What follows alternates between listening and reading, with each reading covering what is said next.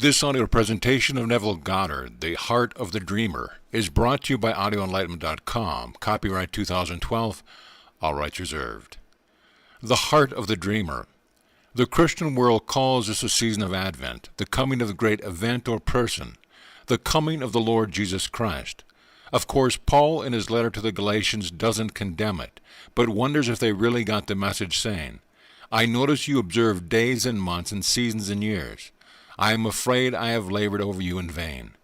There is nothing wrong with observing this season of the year as long as you understand it is the coming of the great event or person. Tonight I will tell you what I know from experience, from which my conviction was born. I must, however, use certain imagery in order to explain it, so I ask that you follow me in your imagination. Your wonderful human imagination is a reproduction of the divine imagination. Think of the human imagination as brain cells in the mind of the dreamer, which divine imagination sent out to infinity for a divine purpose. These brain cells are destined to return, like a boomerang, right back into the center of divine imagination as the dreamer who is God the Father. The going out as sons is not easy. It was never intended to be. It takes the horrors of the world to awaken and expand His Son into God the Father. I promise you, the day will come when the divine breath will breathe over you, and you will awaken in your immortal tomb. You too will leave that tomb to hold the infant child in your arms. He will be the symbol of your return, revealing the end of your horrors. Although you are then God the Father, you will not discover this for yourself until 139 days later, when God's Son David will reveal your true identity. Before I retired last night, I was wondering what I would talk to you about. And this morning about 1:30 I found myself preparing dinner for 3 friends. I took care of the funeral of 2 of them many years ago in New York City. The third may be gone, as I haven't heard from her for a very long time. I was serving Barbados yams, which are unlike the ones we have here. It is a root weighing anywhere from 2 to 30 pounds. Its covering is dark brown, while the interior is snowy white. As I approached the table, 2 jackals or silver foxes approached, jumped on the table, and in the most vicious manner the father jackal tore a large hunk out of the back of his son, and began to nail his son upon a board with its center gouged out to fit that hunk. The extended portion of the cross was wood, while the son's body formed the upright part of the cross. Then I awoke. This morning I went to The Lost Language of Symbolism by Bailey, where I read that the jackal is a pathfinder in the desert. He is equated with the Egyptian god Osiris, who as the opener of the way to the gods, he brings 3 to the mountain. In the audience tonight are 2 ladies whose experience I would like to share. One lady found herself in a crowd looking at a woman surrounded by 3 men who suddenly disappeared. The lady approached and asked their names, to which my friend replied, Faith, Hope, and Charity. The word charity is translated love in the Revised Standard Version of the Bible, and love is right. What a wonderful vision for her. She saw the 3 that he brought to the mountaintop and knew their names. The Father took us, the brain cells of His own being, and nailed us upon the cross, that we may go out to infinity in a horrible nightmare. Then, like a boomerang, we will curl around and return to the center of the dreamer of the dream as God the Father. This is the great mystery of Christmas, the day when God the Father is born as Jesus, which means Savior. It is in the 43rd and 45th chapters of the book of Isaiah we read, I am the Lord your God, the Holy One of Israel, your Savior, and beside me there is no God. Here we discover that Jesus our Savior is the Lord God Himself. Everyone will return to the very heart of the dreamer as a dreamer himself. You are nailed down and sent out to infinity to experience all of its horrors, and when you have experienced them all, you will return as the being who conceived the world and played all the parts. This is the mystery of Christmas. Everyone eventually will know that He is the one called Jesus. The word Christ is the Greek word for Messiah and simply means the anointed of God, to rule all of the people of God. Jesus is the Lord God Himself, and Christ is His anointed, who will save the people from their sins and deliver them from their conquerors. Who is this anointed one? David, he who delivered Israel from the Philistines and brought down the giant Goliath. When you return to your source, you will know that you are God the Father, and that His Son David is your son. For David will stand before you and call you Father. Then and only then will you know who you really are. What I saw in vision was beautiful imagery of he who finds a path in the wilderness. Nailed upon your cross, you play the part of man until you return, not as the Son of God, but as God himself. Leaving paradise as a little one, you overcame death in return, expanded to encompass all as a dreamer himself. This is the mystery of Christmas, which is taking place every moment of time. Another lady shared this experience saying, "You were with me all through the night," explaining the mystery of imagining. At one point you said, "Come, brothers, show how it works." And instantly a man approached at my left, and another man, holding an open ledger, appeared at my right. Approaching the man on my left, he said, "Our funds are exhausted." Looking at him instantly, the brother said not a word, but simply turned and disappeared. Then you said to me, "You see, it is just as easy as that. You simply do what has been done and go your way." Then one with the ledger, now with an expression of joy on his face, looks at the ledger and sees that, through some miracle, the money is recorded there. I showed her how imagination works, believing in the reality of an unseen state. My brother imagined the ledger showed a healthy balance, just as a man desired it to be. Now in Paul's letter to the Galatians he said, "Paul, an apostle of the Lord Jesus Christ, not by men nor through man, but through the Lord Jesus Christ and God the Father who raised him from the dead." Although the letter is signed Paul, it is a corporate letter from the brethren who are with me. The brethren are those who have awakened from the dream of life. I introduced her to the brethren, who showed her how easy the law of imagining works. Looking intently, he saw the ledger reflect back a balance in the black, then went his way, unconcerned as to how it would come about, as a look of amazement on the other man's face indicated the change. This is what I am trying to convey to everyone who will listen. You can prove the law, but the story of Christ cannot be proved on this level. Its truth can only be known from experience. If you will but imagine you are a man or woman you want to be and walk convinced that you already are, in the twinkle of an eye the ledger will change. Things will happen in your outer world and your desire will be fulfilled. You need not be concerned as how it will come about, simply let your imagination create it. It will appear in such a normal, natural way that you will be inclined to credit the means employed, rather than the imaginal act which did it.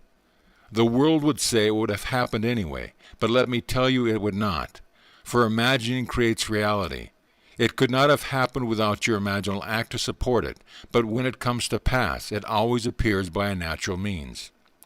It is miraculous only to the individual who sees the radical change and remembers his imaginal act which created the means that produced the end result. In a few days we will be celebrating the birth of imagination in the individual. Don't think some little individual was born 2,000 years ago. Everyone agreed to go out and experience the horrors of his own making, knowing that he would return to the mind of the dreamers as the dreamer himself. This return is told in the gospel. The story begins with the resurrection, for without it there could be no birth, no expansion necessary to encompass God the Father. The divine breath will breathe upon you, and you will awaken in your immortal tomb with a built-in innate wisdom as how to get out. We are all in that same immortal tomb, as told us in the 87th Psalm. Pointing out different places in the same immortal tomb, he said, "This one was born here, that one there, and that one here." Coming out of that tomb, everyone is destined to hold the infant Christ in your arms and say, "Let me depart in peace according to thy word." Having heard salvation's story, believe it and simply continue your journey until you fulfill it. May I tell you, no one will falter. No one will fail, even the most horrible being imaginable, for he is Son of God, playing the part he has to play. Everyone will play every part in order to say, "Father, forgive them, for they know not what they do." I have played all the parts, my memory is now returning, and I am remembering the horrors of my deeds. So I can now forgive everyone for whatever he is doing or will do, because these things he agreed to do as he moves towards the end of the drama. Then, having moved out to infinity, he will curl like a boomerang, to return to the mind of the dreamer as the one who cast him out. My dream was not a pleasant sight to see. Here was this huge father tearing a large portion out of the back of his son, and then, as though he had human hands, he placed him on his back and nailed him to the wood, leaving the upright as the body itself. That was the jackal, the Egyptian Osiris, the pathfinder in the desert who knows the path and brings the three to the mountaintop. The three that you bring with you to the mountaintop are not Peter, Paul, and James, but faith, hope, and love, the three the lady saw so clearly in her vision. The lady who learned how to use the law saw it perfectly too. The law operates by faith. If you believe, no effort is necessary to see the fulfillment of your every desire. If you go to the bank and have money deposited there equal to your check, you will give them your check in the belief that, because of your faith, they will give you the money you desire. Treat your desire in the same manner. Knowing your desire exists in your imagination, simply expect its fulfillment in your outer world. Try it. I have lived by this law all of my life and know that by applying this principle, all of your desires will be fulfilled. Now, tradition tells us that Christmas season begins on Andrew's Day, which is the first Sunday nearest the 30th of November. In the Gospel story, Andrew is the first disciple in the list of 12. So his day is the beginning of the 4 Sundays known as Advent, the coming of the great event or person, the coming of the Lord Jesus Christ. But when Jesus comes, you will not see a being on the outside, for he is in you, and his coming is his awakening in you as you. You already are the Lord Jesus Christ, but you will not know it until you return to the very center of the one who sent you out into this world of hell. If you don't believe this is hell, read the morning paper. They are filled with the happenings of people who do not know what they are doing. But it is necessary to experience all the blows in life in order to awaken and expand that little brain cell in the mind of the dreamer, who is God the Father. Contracting, you go out to the very limit of infinity to return, expand, into the very center of the mind of the dreamer, as the dreamer himself. A way for your return was prepared for you before the world was. This was done by setting up a son called David the Anointed One, as told us in the book of Samuel.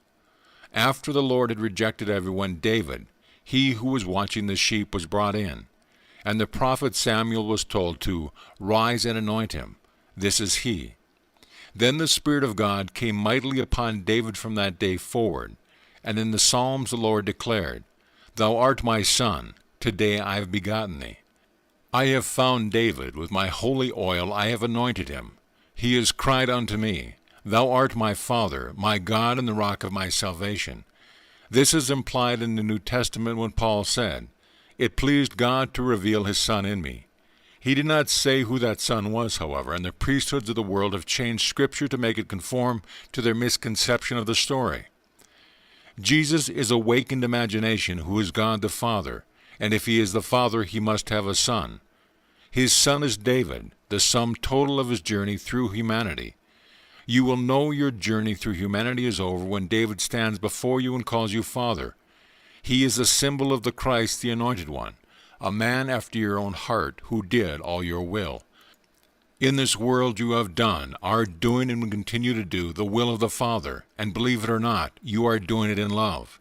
And when you have finished the work you set out to do, you will return as the Father, to discover that it was all a dream.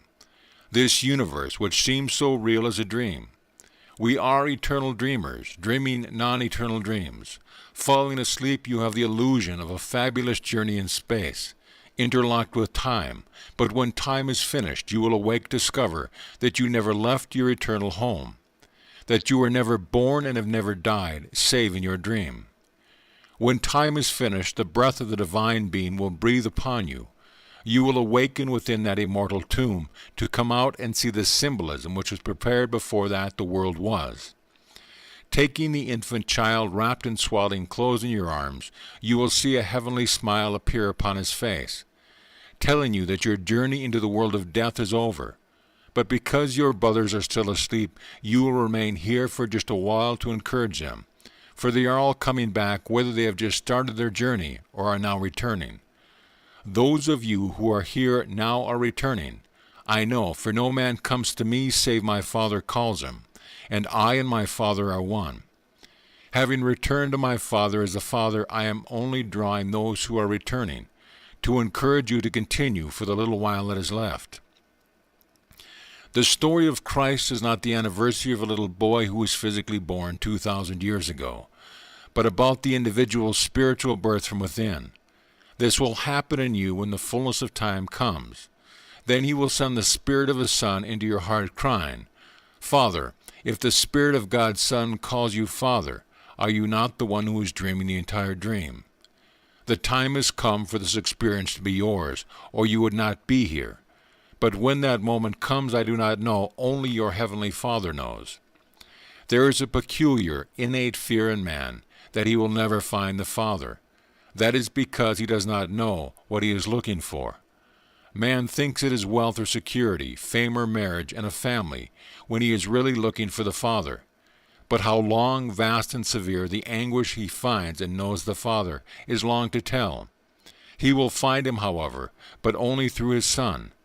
I could tell you from now until the end of time that you are God the Father. But for you it would only be hearsay until it is experienced. But one day you will know the truth of my words. For God's Son David will call you Father, and strangely enough you will know this relationship more surely than you know anything here on earth. Now here's a statement from the 4th chapter of Ecclesiastes. I saw all the living that move about under the sun, also the second youth which shall stand in his place. There was no end to all the people, he was over all of them.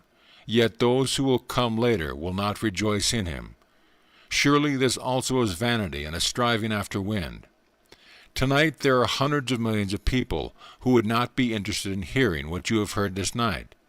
They are those who will come after. At that present time they would rather have a huge diamond that's worth $1 million, or stocks and bonds that pay good dividends. Their hunger is for some little trinket which will turn to ash, rather than the revelation of the second youth who will reveal their fatherhood. Surely this is vanity and a striving after wind. In his 15th chapter of 1 Corinthians, Paul speaks of this youth as a second man, saying, "The first man is of earth, a man of dust. The second man is from heaven, and as we have borne the image of this man of dust, we shall bear the image of the man of heaven." I wish he had been called the second youth, in keeping with Ecclesiastes, but it doesn't really matter.